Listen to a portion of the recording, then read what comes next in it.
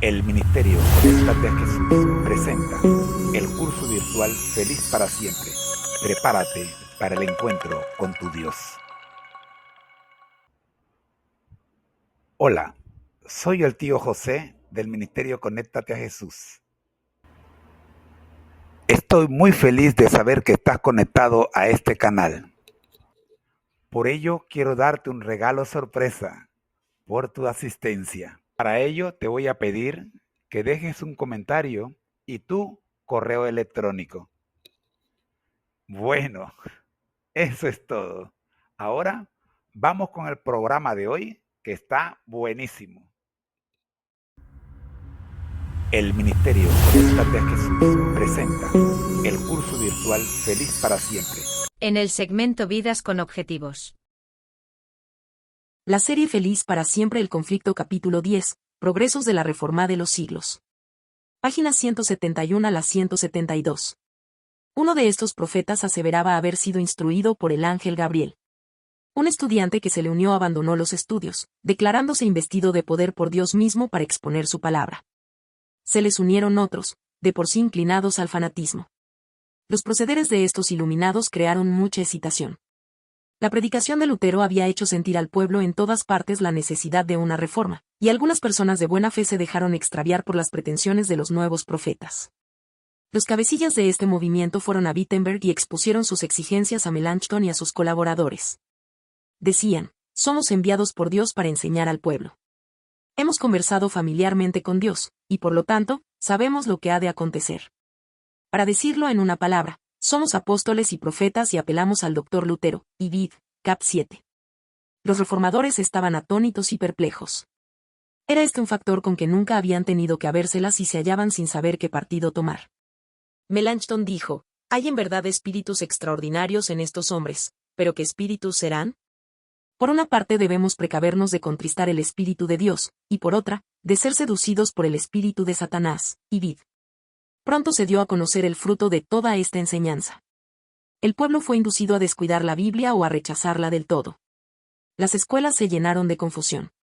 Los estudiantes, despreciando todas las sujeciones, abandonaron sus estudios y se separaron de la universidad. Los hombres que se tuvieron a sí mismos por competentes para reavivar y dirigir la obra de la reforma, lograron solo arrastrarla al borde de la ruina. Los romanistas, recobrando confianza, exclamaban alegres: un esfuerzo más, y todo será nuestro, y vid. Al saber Lutero en la Wartburg lo que ocurría, dijo, con profunda consternación: siempre esperaba yo que Satanás nos mandara esta plaga, y vid. Se dio cuenta del verdadero carácter de estos fementidos profetas y vio el peligro que amenazaba a la causa de la verdad. La oposición del Papa y del Emperador no le habían sumido en la perplejidad y congoja que ahora experimentaba. De entre los que profesaban ser amigos de la Reforma se habían levantado sus peores enemigos. Las mismas verdades que le habían producido tan profundo regocijo y consuelo eran empleadas para despertar pleitos y confusión en la Iglesia. En la obra de la Reforma, Lutero había sido impulsado por el Espíritu de Dios y llevado más allá de lo que pensara. No había tenido el propósito de tomar tales resoluciones ni de efectuar cambios tan radicales. Había sido solamente instrumento en manos del poder infinito. Sin embargo, temblaba a menudo por el resultado de su trabajo. Dijo una vez: si yo supiera que mi doctrina hubiera dañado a un ser viviente por pobre y oscuro que hubiera sido, lo cual es imposible, pues ella es el mismo Evangelio, hubiera preferido mejor morir 10 veces antes que negarme a retractarme, y vid. Y ahora hasta el mismo Wittenberg, el verdadero centro de la Reforma, caía rápidamente bajo el poder del fanatismo y de los desórdenes. Esta terrible situación no era efecto de las enseñanzas de Lutero, pero no obstante por toda Alemania sus enemigos se la achacaban a él. Con el ánimo deprimido, preguntábase a veces a sí mismo: ¿será posible que así remate la gran obra de la Reforma? Y vid. Pero cuando hubo orado fervientemente al respecto, volvió la paz a su alma. La obra no es mía sino tuya, decía él, y no consentirás que se malogre por causa de la superstición o del fanatismo. El solo pensamiento de seguir apartado del conflicto en una crisis tal, le era insoportable, de modo que decidió volver a Wittenberg. Sin más tardar arriesgó el viaje. Se hallaba proscrito en todo el imperio. Sus enemigos tenían libertad para quitarle la vida, y a sus amigos les era prohibido protegerle. El gobierno imperial aplicaba las medidas más rigurosas contra sus adherentes, pero vio que peligraba la obra del Evangelio y en el nombre del Señor se adelantó sin miedo a combatir por la verdad. En una carta que dirigió al elector, después de manifestar el propósito que alentaba de salir de la Wartburg, decía: «Sepa Su Alteza que me dirijo a Wittenberg bajo una protección más valiosa que la de príncipes y electores. No he pensado solicitar la ayuda de Su Alteza, y tan lejos estoy de impetrar vuestra protección, que yo mismo abrigo más bien la esperanza de protegeros a vos. Si supiese yo que Su Alteza querría o podría tomar mi defensa, no iría a Wittenberg. Ninguna espada material puede adelantar esta causa. Dios debe hacerlo todo sin la ayuda o la cooperación del hombre. El que tenga más fe será el que podrá presentar mejor defensa, y vid, cap 8. En una segunda carta que escribió, camino de Wittenberg, añadía Lutero: «Hem aquí, dispuesto a sufrir la reprobación de Su Alteza y el enojo del mundo entero, ¿no son los vecinos de Wittenberg mi propia grey? ¿No los encomendó Dios a mi cuidado, y no deberé, si es necesario, dar mi vida por amor de ellos? Además, temo ver una terrible revuelta en Alemania, que ha de acarrear a nuestro país el castigo de Dios, y vid, cap 7. Con exquisita precaución y humildad, pero a la vez con decisión y firmeza, volvió Lutero a su trabajo. Con la Biblia, dijo, debemos rebatir y echar fuera lo que logró imponerse por medio de la fuerza. Yo no deseo que se valgan de la violencia contra los supersticiosos y los incrédulos. No hay que constreñir a nadie. La libertad es la esencia misma de la fe, y vid, cap 8. La serie Feliz para siempre el conflicto capítulo 10, Progresos de la Reforma de los siglos. Páginas 171 a la 172. Aquí te proporciono el análisis del texto por párrafos. 1. El surgimiento de profetas fanáticos. Resumen, un profeta afirmó haber sido instruido por el ángel Gabriel y otros lo siguieron, afirmando tener poder divino. Estos fanáticos causaron una gran agitación, y algunos creyentes sinceros fueron engañados por sus afirmaciones. Análisis. Este párrafo ilustra cómo el fanatismo religioso puede surgir en épocas de agitación espiritual.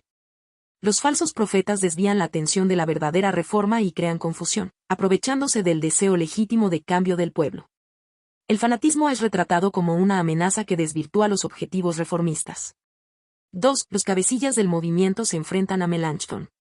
Resumen, los líderes de este movimiento fanático presentaron sus demandas a Melanchthon, proclamando ser enviados de Dios con un conocimiento especial.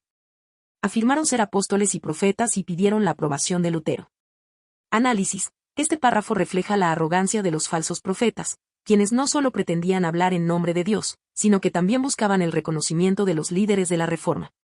Melanchthon y sus colaboradores se encuentran en una posición difícil, sin saber cómo abordar esta situación sin precedentes. 3. Duda y confusión entre los reformadores.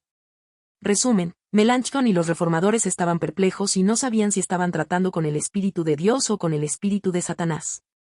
Análisis. Este párrafo revela el dilema espiritual y moral que enfrentan los reformadores al tratar con estos nuevos profetas. La incertidumbre sobre la naturaleza de estos espíritus muestra cómo incluso los líderes reformistas, aunque fuertes en su fe, luchaban con la confusión y el discernimiento en medio de la agitación. 4. El impacto negativo del fanatismo. Resumen, las enseñanzas de estos falsos profetas llevaron al pueblo a descuidar o rechazar la Biblia, causando caos en las escuelas y universidades.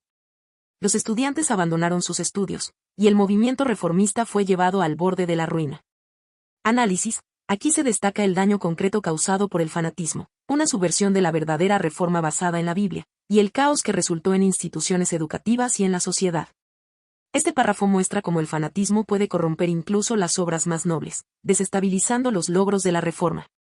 5. La reacción de Lutero ante el caos. Resumen, Lutero, al enterarse de la situación, expresó su preocupación de que Satanás había enviado esta plaga para socavar la reforma. Vio el peligro que representaban estos falsos profetas, más grave que la oposición del Papa y el emperador. Análisis. Este párrafo describe la profunda consternación de Lutero al darse cuenta de que los peores enemigos de la reforma provenían de dentro, entre quienes profesaban ser sus amigos. El fanatismo se revela como una amenaza más peligrosa que la oposición externa, al sembrar divisiones y confusión en el corazón del movimiento reformista. 6. La dependencia de Lutero en Dios. Resumen, Lutero reconoció que había sido un mero instrumento en manos de Dios en la reforma, y aunque temía los resultados de su trabajo, confiaba plenamente en que Dios no permitiría que la obra se perdiera por el fanatismo. Análisis. Aquí se subraya la humildad de Lutero y su dependencia en Dios. Aunque había liderado la reforma, él reconocía que todo lo que se había logrado era obra de Dios, no de su propia capacidad. Su confianza en la providencia divina le brindó consuelo en medio de la crisis. 7. El fanatismo alcanza el centro de la reforma. Resumen, incluso Wittenberg, el centro de la reforma, cayó bajo el poder del fanatismo. Aunque Lutero no fue el responsable, sus enemigos lo culpaban. Lutero, abatido, se preguntaba si la reforma terminaría en fracaso. Análisis. Este párrafo muestra cómo el fanatismo llegó a afectar a Wittenberg, el corazón de la reforma, lo que intensificó la desesperación de Lutero.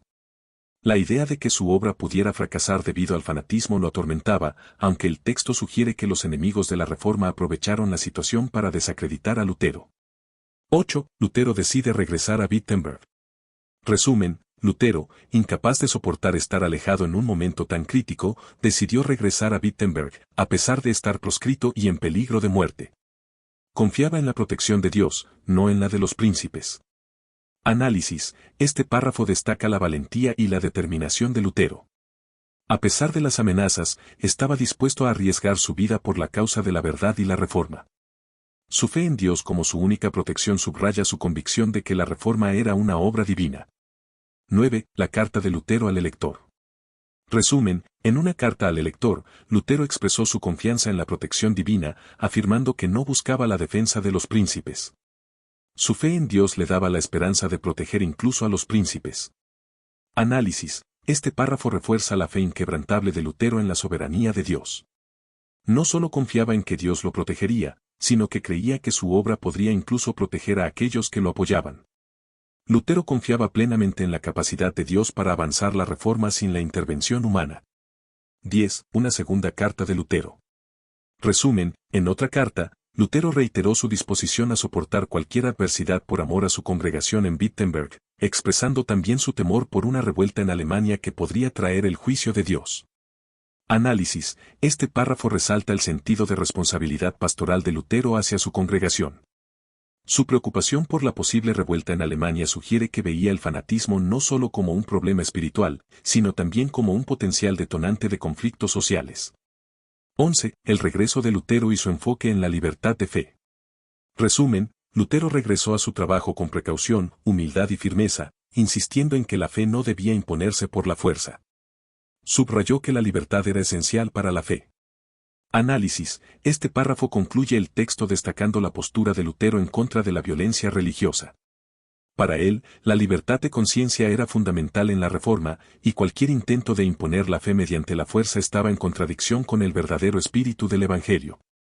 En conjunto, el texto muestra cómo el fanatismo amenazaba con destruir la reforma desde dentro, y cómo Lutero, con profunda fe en Dios, asumió la responsabilidad de enfrentarlo, confiando en que la obra de la reforma era guiada por el poder divino y no por el esfuerzo humano. El Ministerio Conéctate a Jesús presentó la serie Feliz para siempre el conflicto capítulo 10, Progresos de la Reforma de los Siglos páginas 171 a la 172. El Ministerio Conéctate a Jesús les recuerda: al que el Señor llama capacita, al que envía acompaña, siempre gozosos conectados a Jesús a través de la Biblia, todos juntos rumbo al cielo. Ha sido una presentación en la voz de